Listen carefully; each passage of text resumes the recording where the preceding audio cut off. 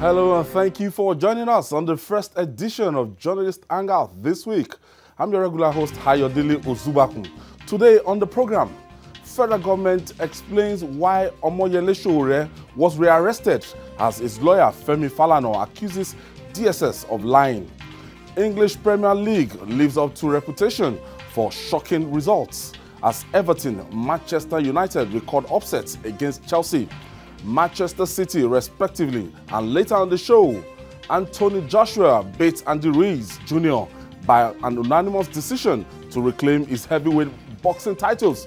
I'll be hanging out with Babajide Kolade-Otitoju and Sola Ojewusi. So if you're ready, let the hangout start now.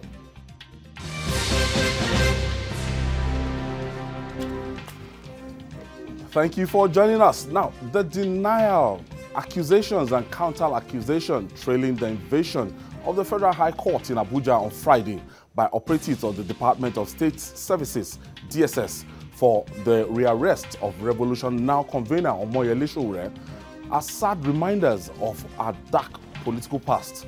While the presidency has denied ordering the DSS to disrupt a court session to arrest Sowore, the service claimed that it was stage-managed by its supporters to give governments a bad name. But Sowore's lawyer, Femi Falana, insists that DSS cannot extricate itself from abominable acts. Falana said the DSS was responsible for the invasion by judging by the apologies of its officers to the judge after the scuffle in court, and claims that he held meetings with some people after he was released on bail. Babajide, this came as a shock on Friday, and when I saw the clip, I saw it went viral, and immediately that Friday evening, the United States actually said their opinion, and the DSS had an official statement to that effect that the protest was stage-managed by supporters of Omoyele Sowore. And finally, Alhaji Shogaba released a press release yesterday and saying that distancing the presidency from the whole thing, that the DSS was just acting alone as they are constituted, but saying Omoyele Sowore is a person of interest. What do you make of this situation? It's turning messy. Let me start with Garba Shewu's explanations. There's nothing new in it. What the president's spokesman said was that he tried to organize a sort of mass action against the government of the day, leveraging on his on the fact that he has an online medium, online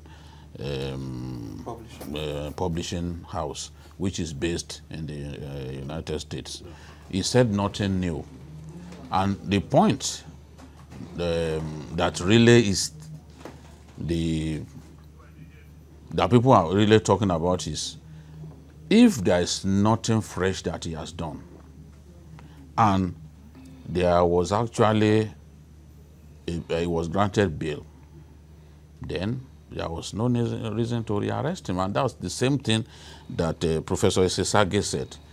And no one can say that he's more Buharist than Professor Sage. But Professor Sage is saying, look, if he has not done something fresh between the time that he was released and the time that they came for him in court, then you have no reason to arrest, because he was enjoying the bail that was granted him. Now, from the statement that Garba Shehu issued, Garba Shehu was just regurgitating what we all knew. Even like what he did, you know, what he did earlier, you know, which we also condemned here, that no government will sit idly and watch a man trying to rouse the people against it, you know, in the manner that he has done. But the truth is, democracy thrives on the respect for rule of law. No matter how much we like a government, we must not close our eyes to to flagrant disobedience to court orders and clear disrespect to the judiciary.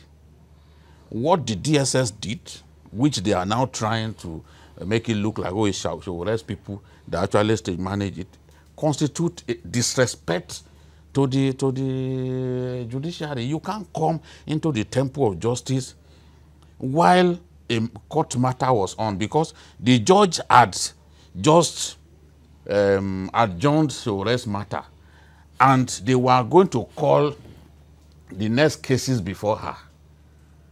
When Sowore and co tried to get outside the courtroom and then saw that they had laid a siege there, so they ran back in. But inside the court, there were DSS operatives. Now they've been identified. They've been identified. The people wearing caps, black caps on that day, were the DSS operatives. And lawyers know some of these people. It's just like saying that after all these years, that I do not have friends within the DSS, or that I cannot identify a DSS personnel. Of course, people will be able to identify them. So they were the ones trying to arrest him inside the court. And it's a good thing that, in fact, they would have done something worse if not for Femi Falana. And I think the producer has to play that point. They must go back to it. Where Femi Falana was saying, no, you can't arrest here. You can't arrest here. That you can't arrest within the premises of the court. If Femi Falana had left them alone, they were going to effect his arrest right there in the premises of the court. Because these ones even behave like they do not even know the tradition of the the judiciary. You know? So what they were going to do, he was the one insisting. And then he carried this client in his car and took him to their listen. So the people who dress like lawyers have already been identified.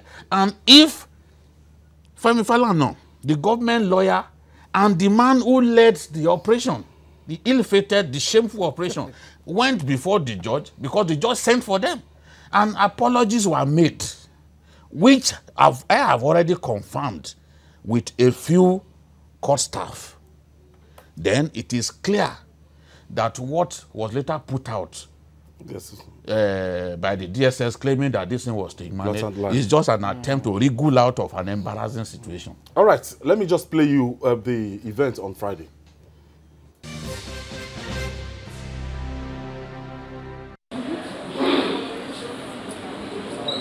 The convener of revolutionary protest, Omoyele Sowore, has again been arrested by the Department of Security Service. The court had adjourned proceedings after giving a 24-hour ultimatum to the DSS to release Mr. Sowore and awarding a cost of 100,000 naira against them. At the resumed sitting, the prosecutor had informed the court that the order given was obeyed and the fine paid to the defendant. Counsel to Mr. Sowore, Femi Falana, acknowledged that Mr. Sowore was released to him by the DSS. The prosecutor then moved for an adjournment to enable him serve the witness's statement to the defense counsel. The court adjourned proceedings to 11th and 13th February 2020 for continuation of trial.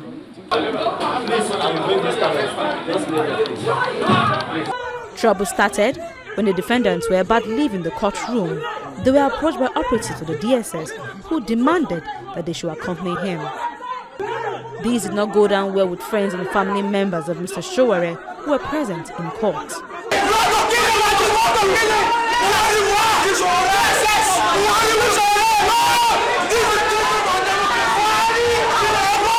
They resisted the operatives, and this led the trial judge, Justice Ojewusi, leaving the courtroom. And Bakare yesterday, the 5th of December, 2019. No, but they are being rearrested now.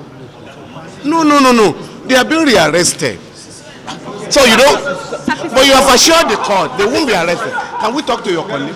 This morning, I saw a bunch of lumpen elements sponsored by the government, by the State Security Service, to demonstrate in the premises of the court against Mrs. Sowore and Bakare.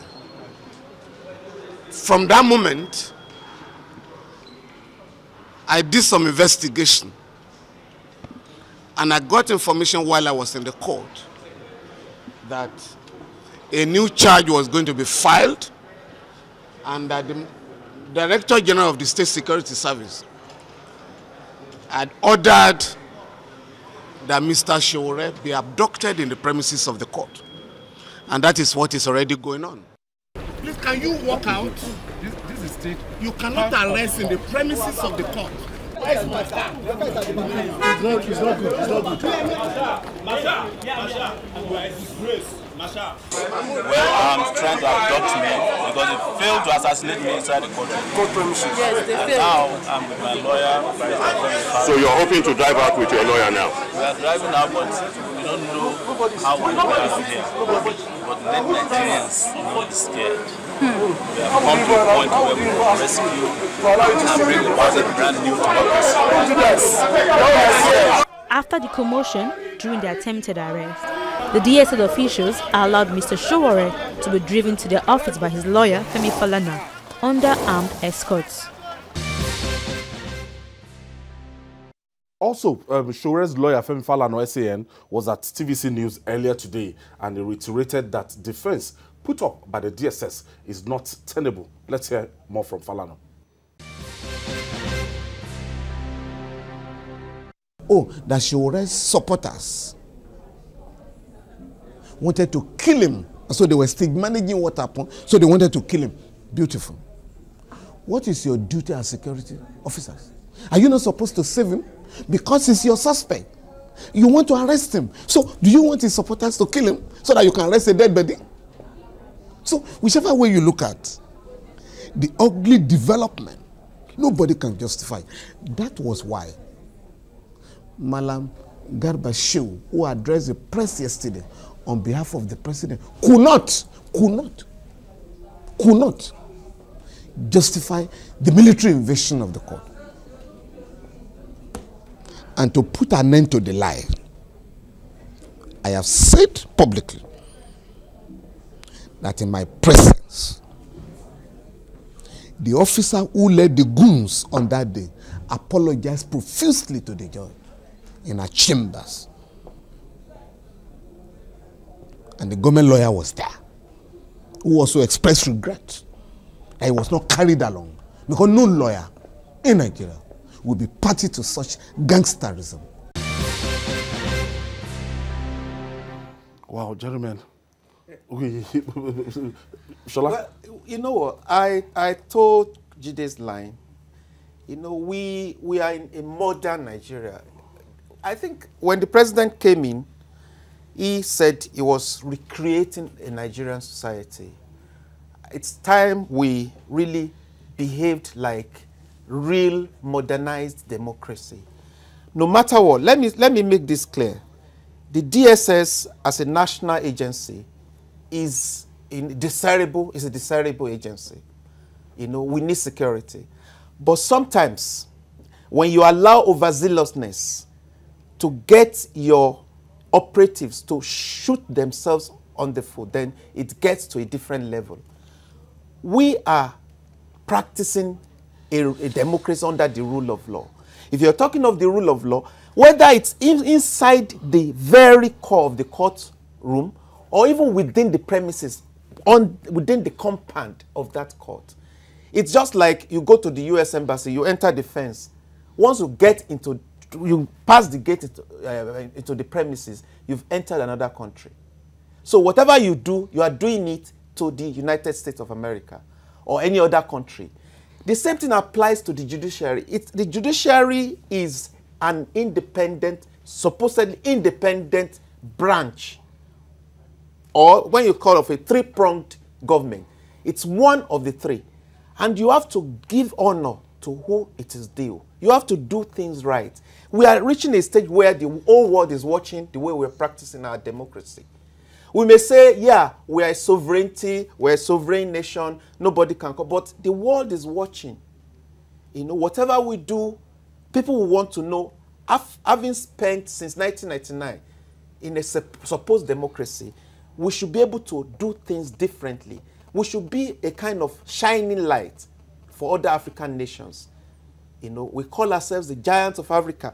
But going in there, nothing can justify it. As far as I'm concerned, you may have your case against Sowore, but there is a pending situation from the court.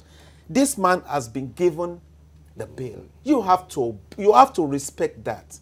And when you begin to bring gangsterism, to borrow that word, then it doesn't help your image. I think the DSS has to learn to polish its image. Yeah, I said it earlier. You are okay, you are desirable. But are you doing it the right way? What keeps you from... when they first took Sowore, they knew where they got him. I mean, I don't know why the hurry about going to that court that day. I don't know what the man might have said to warrant such action, to the extent of being so eager to get into the court or take him out of that place. It doesn't show any kind of maturity, as far as I'm concerned, as far as the DSS is concerned. But actually, yes. From time, apart from Sowore, you know, apart from his excesses, sometimes the tendency for him to talk against the government, grandstand, do a lot of things. I don't think Sowore is a gun runner. I don't think somebody is, as in the revolution now is talking about building an army to overthrow the government, the way the DSS have been painting it. No, let's even assume that it was all of that. You understand? Because remember, even we too condemned his actions. Especially his use of we knew that they would come for him. We knew that he would pay for what he said and all that. We knew that this government would not let him get away with what he said at that time. And I condemned his actions. And I recall saying that no serious government will watch idly while someone makes up his mind to rouse the country against it. But what we are saying is, look, democracy is not about bricks and mortars and bolts and nuts. It's about supremacy of the law and respect for decency and respect for the human rights of the people. And where you have a situation in which someone has been granted bail, you granted him bail, you even paid the fine. You paid the fine that the court instituted. By the next day, you were so impatient, you came to the place, and you were waiting at the door. And then those people rush back in. You are now saying they are the ones who stage manage. We are used to this kind of thing. Ganifa Emi's house was set ablaze. Only thing. Ganifa Emi's house was set ablaze. Only for the government, where he had a wife and children, only for the government to say he deliberately set his own house ablaze so as to embarrass the government. So these things happen. We are students of history. It's not the first time that this thing will happen. You know? So we are saying, you know, it's not the first time that a government will do something wrong and then try to use propaganda to save his skin. What has happened, any sensible lawyer in our country, no matter how much he likes Buhari or his government, will not condone what has happened. And we can't have a situation in which the judiciary gets consistently disrespected. We are moving inexorably towards a state of anarchy if we continue on this path. And that's why we are saying that, look, nobody is saying Sowore should not be disciplined, or he should not, that the law should not be brought to bear on him. His arrest itself was done within the ambit of the law. Therefore, if within the ambit of the law he gets granted bail, then you have to respect the decision of the court to grant him bail. To come in when a judge was still sitting and then do the kind of thing that happened is unprecedented in our history. On June 12, 1985, Femi Falana was going to be arrested. He came into court premises very early, around 5 a.m. They waited for him. They waited for him until he was driving out of that premises more than 5 p.m. At more than 5 p.m. on the day. And that was a military regime.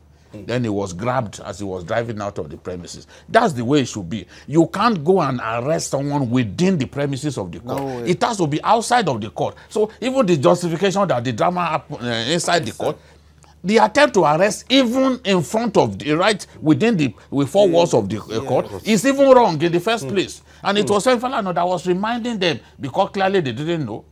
He was the one saying, no, you can't do this within the premises of the court. If you did it outside the walls of the court, it is allowed, but not inside the premises of the court. Okay. I have on the line INIBEHE EFFIONG. Hello, yes. EFFIONG. Yeah, good afternoon. Good lawyer. Good afternoon.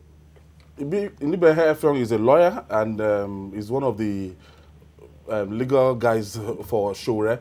Now, what's the true position of this? What happened on Friday? Well, I want to start by saying that in saying whether they can arrest him or not, we have to ask certain questions. What are you rearresting him for? Having detained him since the 3rd of August to the 5th of December, and having sworn and filed an affidavit at the Federal High Court that the investigation had been concluded and the file transmitted to the Attorney General of the Federation. So if you are saying he has committed a fresh offense, the question is it in relation to the revolution now, or is it entirely something different? Because if it is in relation to the same matter, and you have already said you have concluded investigation, and this man was in your custody for over 2 days. You did not charge him for any new offense. 125 days. There is no detention order by any court, not even an arrest warrant. So please, I want us to be a bit circumspect in even listening to argument that, oh, they can rearrest him. Yes, you can rearrest him, but you must have a valid reason in law. But what happened on that day was that because they had flouted the order of Justice Ojewusi made on the 6th of November, after his bail had been perfected, the judge issued a release order, which they flouted. So when we went to court on the 5th, the judge now asked them, why is this man in your custody? They said, no, he has refused to produce his shorty. The judge said, on whose order? Do we have parallel courts?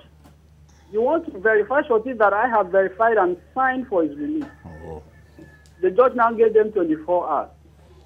But because they feel that the decision is not that of the judge, but that of the government or that of the SSS, they released him later that day. We went to court on the 6th for report of compliance. Their lawyer, Dr. Hazan Liman, told us that they have complied, which we confirm. When our lead counsel now raised the issue, that look, we have intelligence information that you want to rearrest this man. Of course, they denied that there was no such plan. But we knew they were lying because as we got to court, people were sponsored protesters that had already barricaded the court, protesting the release of someone that has been admitted to bail. We had also witnessed heavy deployment of operatives of the SSS on parallel since the commencement of the trial. Now, when we were there, they were in 3 places, and I want this point to be noted clearly. They were outside the court. By outside, I mean outside the main building. They had laid siege at the gate, at the entrance, and all over the surrounding of the court. They had also gone to the 4th floor, where you have court 7, where Justice Ojewusi sits, and also laid siege to the surroundings, the veranda of the court. Those people were armed. Some of them were masked, and we have evidence of this. Then the 3rd place was inside the court, the courtroom, where operatives who were not armed, at least we didn't see, except they had even pistols, but operatives who were on mufti, some of which are known, they are identifiable, because we have interacted with them. They are the same people that bring them to court every day. So we know they cannot say we don't know them. So when we even saw them in court, that further confirm our suspicion that they wanted to rearrest him because they had no business being in court to start with. Okay, we have to leave it at now, that. After the matter had been concluded, I think our time is fast spent, but the bottom line is that he has made a similar point to what you just said. Yes, it's clear that DSS officials were inside the courtroom and trying to arrest him. So the claim that is to arrest people who stage manages is very ridiculous. I'm ashamed that people can even come up with such a blatant lie, you know, because pictures, there are videos that are not really out there that some of us have seen, where you see clearly these DSS officials putting on their caps inside the court. Sola, Ojewusi. Well, we always have a lesson to learn. I think we have to go beyond this pedestrian approach to, the rule of law. We have to be more mature. That's my take. Let the DSS do the right thing. Do your job, yes, but do it according to the law of the land. And when you go out of that, don't turn our country to a laughing stock. Yes. The world is watching. You had somebody from the U.S. Senate, coming up with, you can't allow our country to be disparaged because of certain actions and diminished. Because of certain actions. Because the action, they should have handled the matter better. It's not done. It's not done. All right, still to come. English Premier League maintains its reputation for shocking results as Everton, Manchester United record upsets against Chelsea and Manchester United, respectively. Stay with us.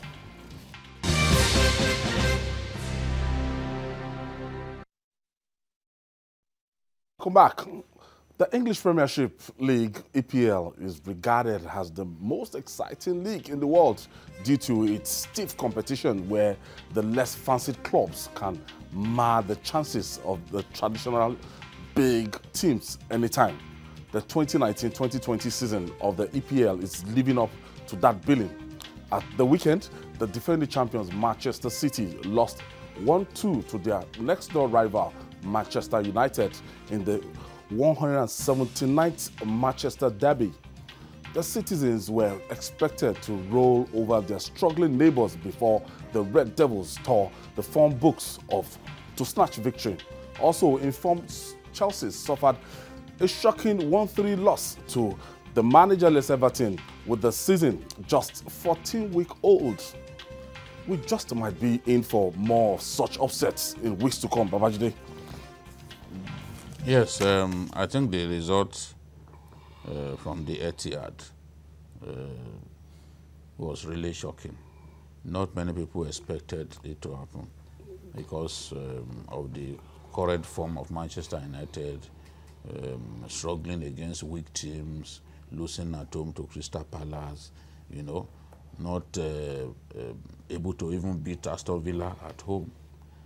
So no one would have expected that a team with a fantastic attack like Manchester City would lose at home to Manchester United. But history has it that Manchester United has, over time, found that place a good ground to take to win.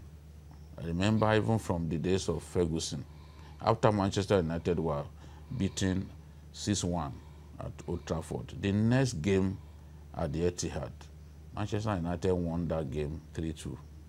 And we've had occasions too, 2 seasons ago, when Manchester City was leading Manchester United 2-0 at halftime, and Manchester United, led by Paul Pogba, came back to beat the host 3-2. So it's not entirely new for Manchester United to win at the ETIHAD. You see, when we talk of derby games, form books usually have nothing to do with it.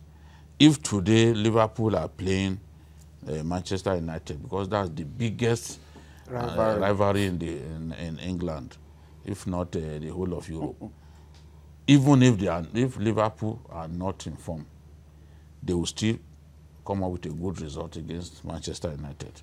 So this is the thing. I think that the boys rose to the occasion because look, they live in the same town, and there's always pressure. I remember one Manchester United player, West Brown, saying that whenever they went to the supermarket to buy things ahead of a derby game with Manchester City, people will be begging, please, just make sure you beat Manchester City for us. You know, people walking up to you and say, please, tomorrow, make sure you win. So that they will have the bragging rights, so that the fans will have the bragging rights. So it's really not that surprising, but it happens. It happens, and it makes the league all the more interesting. Sola, it's like, this is a lifeline for Ole. Yeah, it's like that day, it looked as if the players decided to play for Ole. But, you know, like Jide was saying, this is a historical thing. If you look at the top teams, when you look at the derbies in the Premiership, I remember, Liverpool has not been beaten by any team. But the only team that had a draw with Liverpool today remains Manchester United, despite the so-called form of Man U. So you have to understand that when these teams play, you can't always judge by what has happened, because there is always the passion, there is always that element of rivalry. You can imagine, you know, the red half of Manchester called the blue half the noisy labor. So whatever they're going to do, and you could see the kind of, you were wondering, is it the same Manchester United that was playing over the weeks? The pattern changed, the determination, the mentality changed, because there is always that bragging right. You want to brag that. So you can always see the way it has been over the years. The derbies are always like that. And then recall, there was somebody who was even joking during the match that did Liverpool bribe City to deal with, bribe Man U to deal with City as a way of keeping them at bay, forgetting that Leicester is still around the corner that can create an upset. Yeah. So you have to look at that element of history, element of rivalry, and then the bragging rights. That's what was at play. Babajide, in terms of stability, I think this is like a lifeline for Ole Gunnar Solskjaer. And people have been talking about changing the coach for Manchester United, but this is a club that was in the 12th position. Now I think they're on the 5th position, and they're trying to make the top 4. Yes, but you see, the people talking about the need to change the coach, they don't own the club. The people who own Manchester United, the management of the club, appear to be in sync with Ole Gunnar Solskjaer, because he's trying to bring up new players to take over from the old ones. And this appears to be in line with what Alex Ferguson did over the years. Remember the class of '92, you have Nicky Butt, David Beckham, and the rest of them, Paul Scholes. They were from the youth team that won the FA Youth Cup, and he developed them. The nucleus of that team that went on to win the Champions League in 1999 from that youth team. So he's trying to build a team dominated by young players, and the management appears to like that, because what they see is that many of these big-time players, they don't have the passion to play for the club. So he's trying to use players that grew from the youth ranks of the club, who already know what the culture of the club is about. But it's not simply about Manchester United. Arsenal is struggling. They have a match to play today. And of course, even Everton, with one of their former players, Duncan Ferguson, taking over, you saw the big result that they recorded against Chelsea. It shows that this year the league will be very, very interesting. You know, although it appears, in my view, that Liverpool has stolen a match over everyone. But the contest for top 4, the contest to avoid the drop will also be tough. We'll take a break now. When we come back, we'll talk boxing. Stay with us.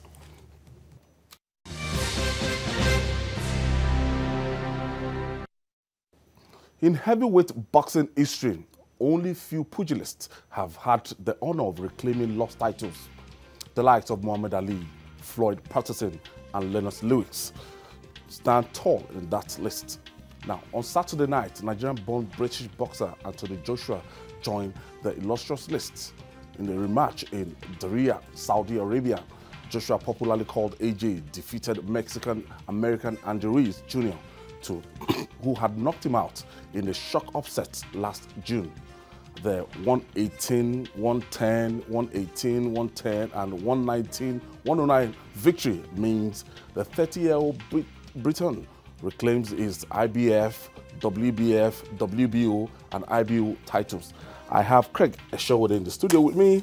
Craig, what are those factors that ensured the victory of Anthony Joshua this time? Well, first of all, I have to rapturously congratulate Anthony Joshua for the magnificent performance that he demonstrated in Riyadh on Saturday.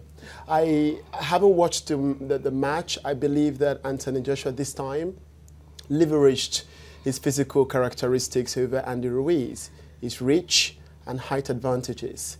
You would realize throughout the match that Anthony Joshua was jabbing throughout. Little wonder CompuBox statistics put his jabs at about more than 60-something%. He was jabbing throughout the night. 7 to 60. He was moving throughout the night as well, and that kept Andy Ruiz at arm's length. That, in my view, created a defense system for Anthony Joshua on Saturday. Julie, let's talk about the approach of both boxers. Do you think being 15 pounds heavier cost Ruiz the fight?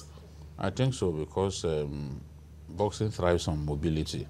Muhammad Ali showed that, look, if you have good footwork, you have good hand speed, and you can move freely within the ring, the opponent will find things tough.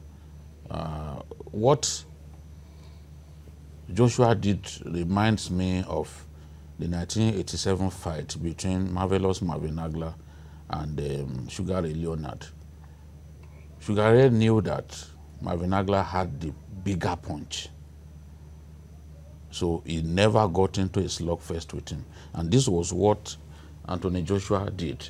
He avoided a slugfest because that would naturally have played into Andy Ruiz's hands. So he kept him at bay using his reach advantage and his athleticism, as Craig said earlier, the footwork, the speed. He had to, and then because he had shed 11 pounds, he was able to move freely. Sometimes you lose weight and it doesn't work. Redigbo versus Evander, the real deal, Holyfield, in their first fight. Holyfield lost to the heavier Redigbo. But in this case, we saw a very mobile Anthony Joshua. He stuck to his game plan, you know. He didn't allow Andy Ruiz to get into a slugfest with him to the point that he can land like 3 punches at a go. No, he kept him to just 1 punch at a time with the longer reach and all that, standing at 6'6". That's an advantage. He's taller, his reach is longer, so he can keep him at bay. So the strategy was spot on. And then, just as we heard from Andy Ruiz's father, his son put on so much weight, he added 15 pounds. He was eating, he was celebrating all over the place, bought new vehicles, he was eating like an undisciplined boxer. And when you do that, you are looking for your own fall. Obisi Anwakpa of Nigeria will have become world champion. But when on the day of the weigh-in, he was overweight. So he had to now run around the national stadium trying to, come back to his weight. But on the day of the fight, he was already tired because that same day he had to fight. So he lost an opportunity to defeat Salmanbi and earn a world title. So it's a lesson. Okay, Craig, AJ would no longer take on, he said he would no longer take on an opponent at short notice, you know. Do you think he can add the WBC title to his collection? Well, that's a lovely question. But by the way, I would like to add something to what Oga eloquently stated earlier with regard to the weight of Andy Ruiz for that fight. Andy Ruiz, when he fought Anthony on the 1st of June at the Madison Square Garden, it was 268 pounds. And when he fought Anthony this time, it was 283 pounds. I didn't see the Andy that humiliated Anthony Joshua on the 1st of June. And Andy Ruiz is somebody with staying power. He's somebody who can throw explosive combinations. He throws punches in bunches.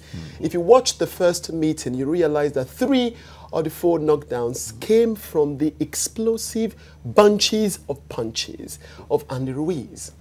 But we didn't see that in the slugfest. No. The father did mention, and this is to corroborate with the position of Oga Otit.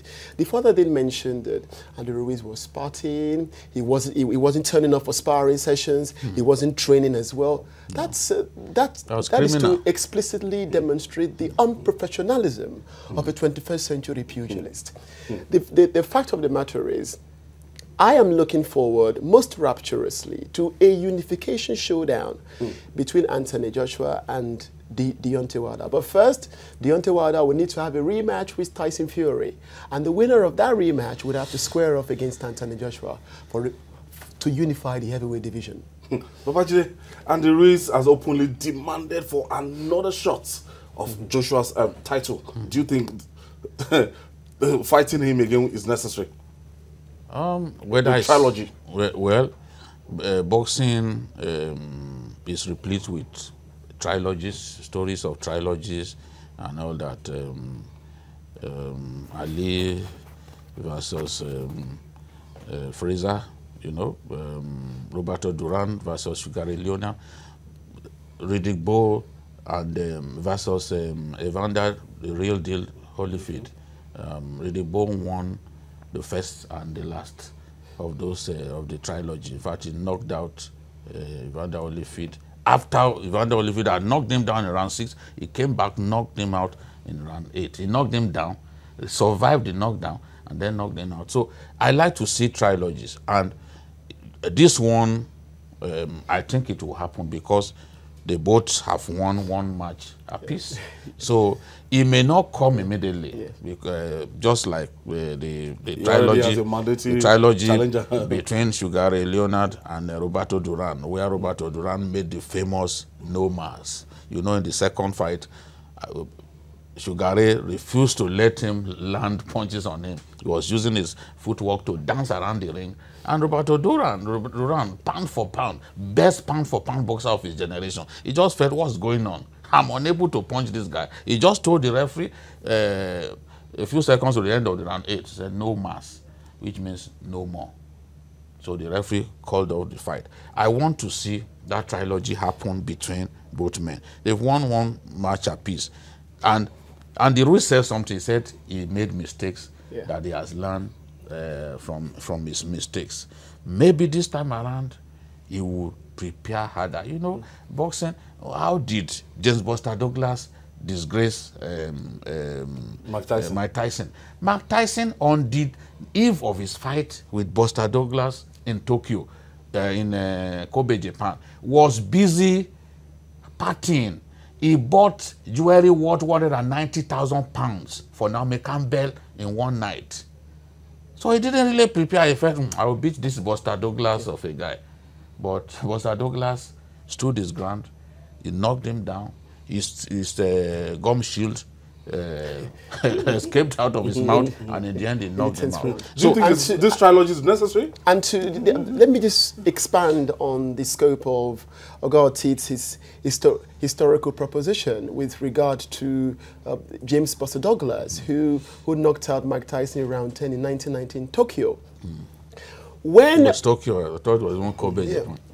When James Buster Douglas was to defend the titles he won from Mike Tyson in February in 1990, he came in at 246, 15 pounds heavier. Little wonder Evander Holyfield was able to smash him to smithereens.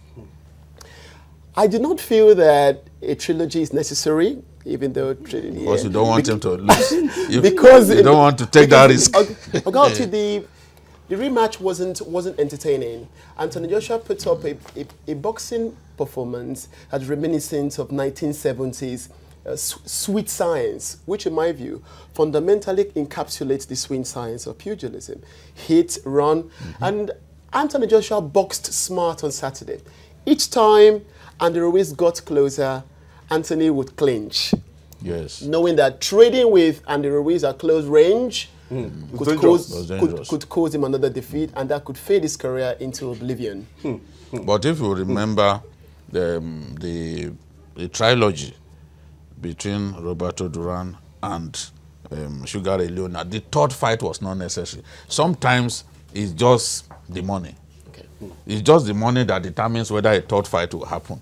So I think that a time will come when people will be saying, no, this fight should happen, this fight will happen. And then the promoters will say, well, why not? Because it's just the money. They are not thinking. But I believe that even the way AJ spoke, AJ is not against the idea of a third fight. Of course, talking about Deontay Wilder now, I saw his last match with Ortiz. I saw first 6 rounds. I saw just one opportunity he had in the 7th round. I called to Craig and landed I was like, I'm afraid for Joshua. Except Joshua would have a defense technique to stave off the danger that is in Deontay Wilder's right hand. The only person that has survived the power of Deontay Wilder is Tyson Fury. That's the only person. When he knocked him down in round 12 of the fight, everyone thought it was good night for Tyson Fury, and suddenly Tyson Fury got himself from the mats and still rumbled on in this slugfest. So Tyson Fury is the only person in the heavyweight division that has survived the power of Deontay Wilder. I do not know if Anthony can survive the power of Deontay Wilder, particularly his right hand. Babajide? In boxing, you always have a weapon. But if you have the right strategy, you have the right manager, the opponent may not be able to deliver the killer blow. I've seen boxers with fantastic right hand. Muhammad Ali's former sparring partner, the one that fought him in around October 1980, what's his name again? His name doesn't come to my mind. The black guy. Okay. The one who defeated the White Hope. Remember the guy they used to call the White Hope? Well, I have no recollection of him in the context of this conversation, sir. He delivered. He beat Muhammad Ali in 1980, and he began to cry even after defeating Muhammad Ali because he said, "You made me who I am." I don't know why. I can't remember. Okay. They used to be sparring partners. Yes, okay, I can't remember. He was world champion for many years. He was undisputed world champion for many. Maybe later his name will come to mind. He had a fantastic right hand, but people like Tyson eventually beat him. Tyson and other people beat him. So if you have Larry Holmes, God bless you, Larry Holmes. Larry Holmes had a fantastic right hand, but the thing is, if you are not allowed to deliver it, you must stay awake throughout the fight. AJ must stay awake throughout the fight. Otis lost concentration. Just one opportunity. There was just one opportunity, and you kiss the canvas. The 6 rounds. Of course. So if he can stay focused throughout, then you can keep him at bay. He has the speed, the athleticism to defeat this guy. Remember what he said? He said, "I wanted to show that the sweet science of this sport is about hitting and not getting hit." So if he sticks to that, I believe we'll be able to survive this dangerous... And he mustn't forget that Deontay Wilder is not a skillful boxer, but he has an accurate sense of measurement in the ring. You saw what happened to Luis Ortiz. Yes. The sense of measurement. He plays to his own strengths, and that's what matters the most. Thank you, Craig Ashode. Thank you so much. Thank you. I'm DKO. Thank you. It's a new week, and that's our offering today. Join us tomorrow for another episode of the program. You can also watch Journalist Hangouts on our platforms showing on the screen. We're on YouTube, youtube.com/TVC News Nigeria. Our feedback channel is is Journalist Hangout at tvcnews.tv. I'm Ayodele Uzubaku. See you tomorrow. God bless Nigeria.